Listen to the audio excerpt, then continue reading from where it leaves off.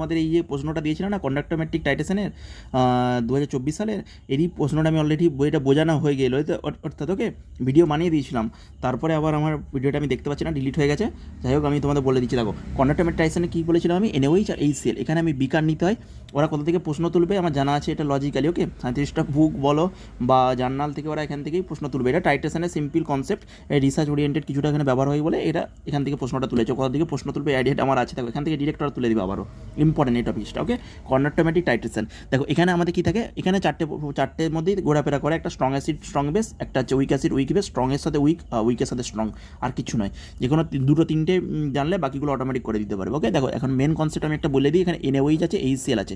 NaOH আমাদের কী বলো তো স্ট্রং বেস, কারণ কি OH মাইনাসটা এখানে তাড়াতাড়ি ডিসোসিয়েট করে যায়, OH মাইনাস মানে তাড়াতাড়ি ডিসোসিয়েট করে যায়, স্ট্রং বেস। তাহলে NaOH আর HCl আমাদের এখানে বুরের নিতে হয়, আর এখানে একটা বিকার নিতে হয়। বিকারে আমাদের কী থাকে, বেসটা থাকে, তার মানে কি NaOH থাকে সলিউশনে। আর এখান থেকে আমরা কী হয়, HClকে আমরা এখানে বুরেটে এখানে স্টপ ওয়াইজ থাকে, এখানে অ্যাপারেটাস থাকে, এখান থেকে আমরা ড্রপ ওয়াইজ কী করি, আমরা HClকে সলিউশনে ড্রপ করি ওকে।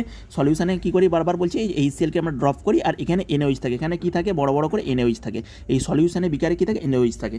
দেখো NaOH এর সাথে HCl করলে NaCl প্লাস H2 তোমরা জানো সল্ট হয়ে যায়। তাহলে আমাদের দেখো তো আলফা, আমাদের যেটা degree of dissociation, strong acid strong বেসের ডিগ্রি অফ ডিসোসিয়েশনটা বেশি, তাই তো সল্টের থেকে। আর হচ্ছে উইক অ্যাসিড উইক বেস, প্রথমে স্ট্রং অ্যাসিড স্ট্রং বেসের বেশি, তারপরে সল্ট, তারপরে কী হয় উইক অ্যাসিড উইক বেস।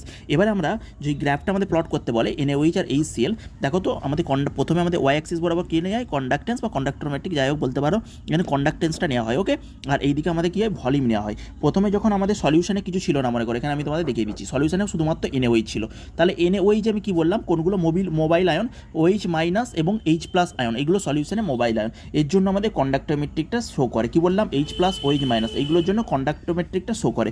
তাহলে আমাদের যখন H প্লাস OH মাইনাস, এখানে তখন কী ছিল OH মাইনাস ছিল। তারপর আমি বুড়ে নিয়ে এসে কী করলাম, আমরা ড্রপ ওয়াইজ করে আমরা HClকে আমরা অ্যাড করতে থাকছি, তাই তো। দেখো প্রথমে তাহলে আমরা কী করলাম, দেখো এখানে আমাদের কন্ডাক্টেন্সটা হাই অবস্থা আছে, এখানে একটা গ্রাফে নিলাম হাই পয়েন্ট, হাই, এর গ্রাফটা কী হবে, প্রথম হাই ছিল OH মাইনাস কন্ডাক্টেন্স, তাহলে হাই, সেখান থেকে আমরা যখন দেখো NaOH, এবারে আমরা কী করলাম HClকে ড্রপ ওয়াইজ ফেললে NaCl গঠন হলো, তাহলে সল্টের কী হলো একটু কমলো, দেখো এখান থেকে ডিরেক্ট কী হলো কমলো, ঠিক আছে। দেখো কন্ডাক্টেন্স এখান থেকে যদি আমি এখানে কমলো, তাহলে প্রথমে কী ছিল OH মাইনাসের জন্য কন্ডাক্টেন্স কী হলো হাইয়েস্ট ছিল, তারপর যখন সল্ট হলো আস্তে আস্তে ধীরে ধীরে কমতে থাকে, কিন্তু সল্টটা পুরোপুরি কী হলো, প্রথমে NaOH প্লাস HCl NaCl গঠন করলো, তারপর সল্টটাকে নিউট্রালাইজ করলো, নিউট্রালাইজ করার পর কী হলো, এখন আর সল্টটা নেই। এরপর আবার আমি যদি ড্রপ ওয়াইজ HCl করি, তখন আমাদের সলিউশনে H প্লাস থাকে, H প্লাসের জন্য কন্ডাক্টেন্স আবার হাইয়েস্ট হয়ে যায়।